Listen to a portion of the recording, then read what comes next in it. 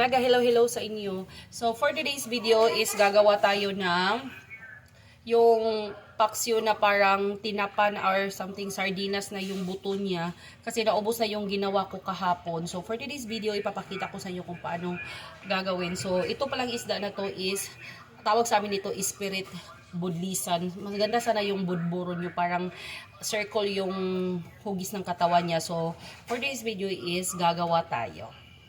So anyway, first is ano natin, lilinisan muna na.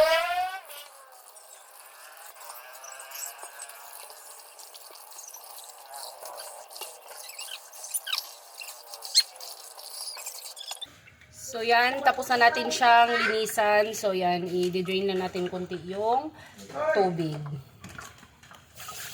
Natin siya sa kahoy kasi nga it takes time para maluto to. Siguro mga 8 hours tong lulutuin. So bukas pa namin to makakain ha. So yan, so ilalagay lang natin siya dyan. So i-arrange lang natin siya ng ganyan. Yan. Lagay natin yung mga malalaki talaga sa ilalim. Yan.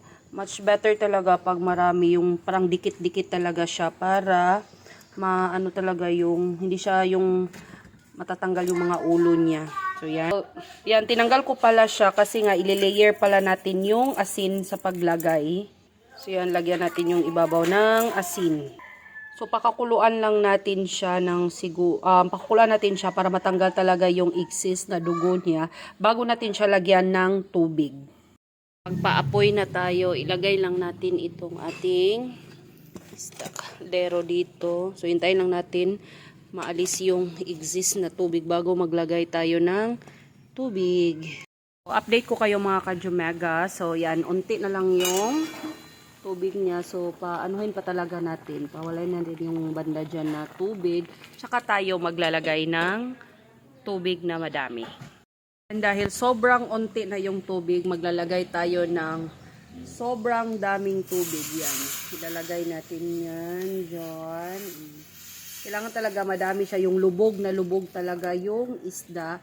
At saka pakukuluan natin yan hanggang maubos yung tubig. So dapat alalay lang talaga yung apoy niya. So maganda sana itong may pressure cooker tayo. Di wala tayong pressure cooker, so magtiis tayo sa ganyan.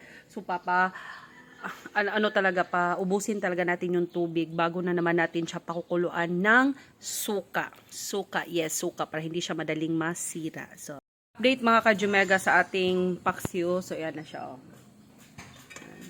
So na ano na yung water niya. So marami pa siya. So kailangan pa talaga natin siyang walain talaga yung tubig, or kung sa pa is pahubas. Sa Bisaya pa is ipahubas talaga ang tubig.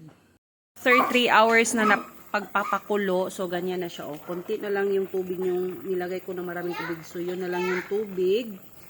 So ano na lang natin yan na umunti na lang talaga at ilulutuin na natin siya sa suka para bukas ang sarap niyang kainin. Good morning. So ito na yung part 2 ng ating paggawa ng ating paksiw. So yan, maglagay tayo ng suka. Lagyan natin siya ng suka.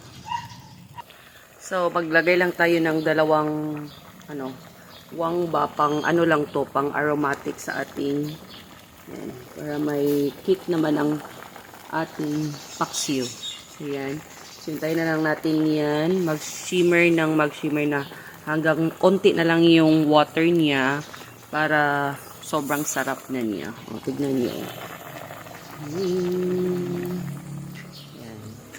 Diba? It takes time talaga magluto nito, kaya hindi lang siya yung pang best talaga dito. If magluluto ka, kailangan mo talagang magluto ng morning para makain mo siya ng gabi. Pero pag hapon na, wala, umaga mo na talaga or tanghalian mo na siyang makain kasi nga it takes time talagang magluto ng mga ganitong pagkain.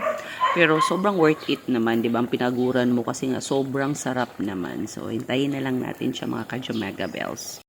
So alam niyo ba mga ka-Jumega, hindi ako kumakain ng paksiw pag hindi ganitong luto. Kasi nga pag pinaksyo lang siya na parang normal lang, parang lagyan ng bawang, sibuyas, parang nalalangsahan talaga ako. Pero pag ganito talagang luto, grabe, alis talaga yung langsa. Kasi nga para na siyang Parang yung buto niya, halos yung buto niya makakain mo na.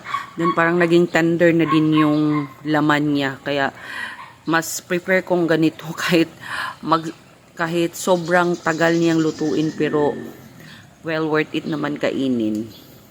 So yan. Yan lang. Yan, luto na ang ating paksiw.